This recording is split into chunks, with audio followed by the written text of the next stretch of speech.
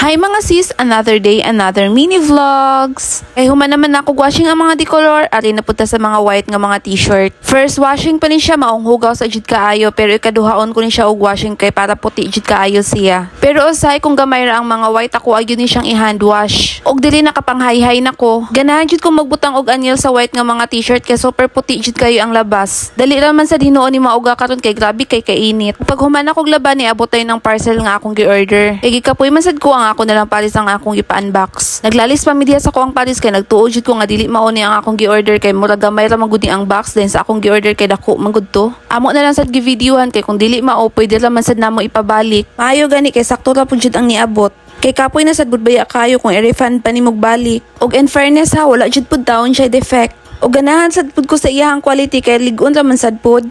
Kung mangutana mo kung unsa ni mga sis gamit kay nina ko siya para sa ako ang decor. Yes, nag-order ko aning one backdrop stand. Kay if ever na ay magpa-decor na ko puho na ara ko extra. Ako ana lang po dayang gipa-assemble sa akong paris diha kay para makita gyud nako kung unsa siya kataas. Ang nakakapoy lang gyud ani niya kay need pa gyud nimo siya i-screw. Maayo na lang gani kay nami screwdriver, dali na lang gyud pud namo pagtangtang og pagtaod.